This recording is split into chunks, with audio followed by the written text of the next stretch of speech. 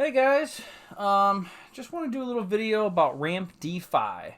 It's a cool platform. It allows you to basically stake and then borrow against that stake, use it as collateral.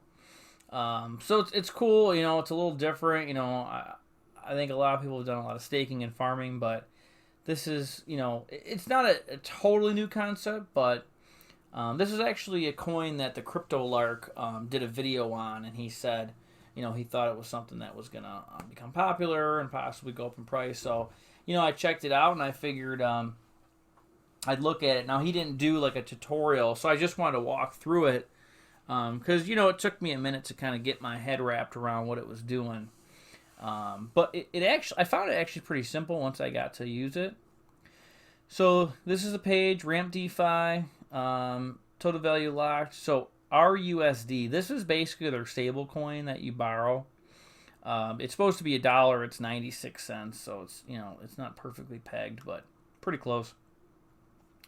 So the single asset vaults is what I went for. Now you can do it. You can actually you can put in like a stable coin LP, right? It's like RUSD and BUSD and borrow against that.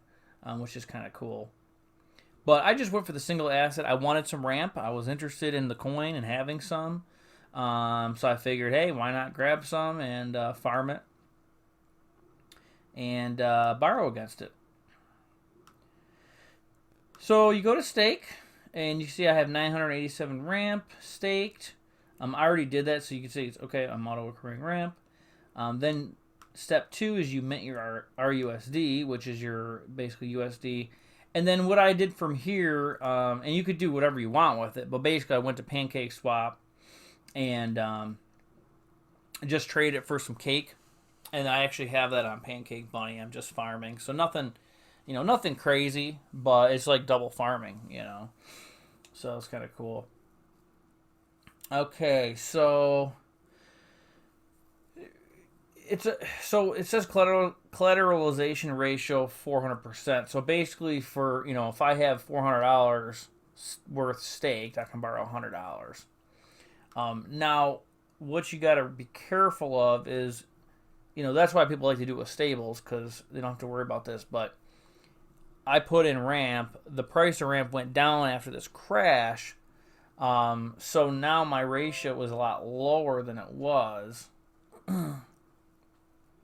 And so you can see, my ratio is now 248%. But even with the crash, it didn't drop too bad.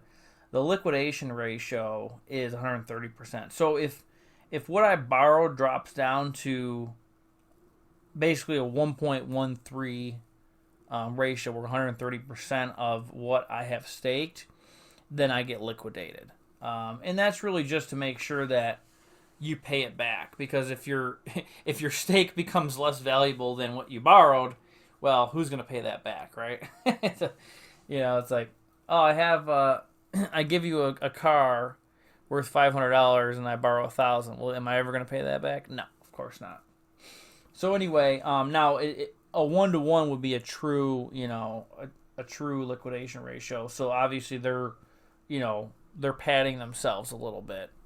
At 130%. So just be careful. I mean, I borrowed again 25% or 400%, so 1 to 4.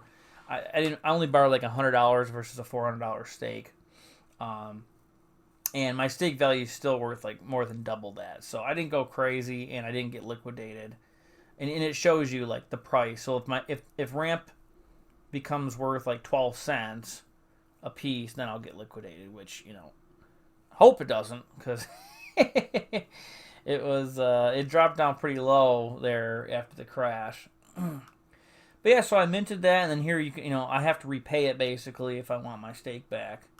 Yeah, that's pretty much it. So again, you could do this with ramp. You could do it with cake. So this is on Binance Smart Chain. You could do it on Ethereum if you're a whale. Got a bunch of money to spend on fees. I don't.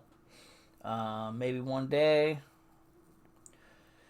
So you could do cake, you can borrow against pancake, against stables. So something to check out. I don't know, I thought it was kind of cool, and wanted to hold some of the coin and figured why not make some money off of it. So hopefully this helped you out.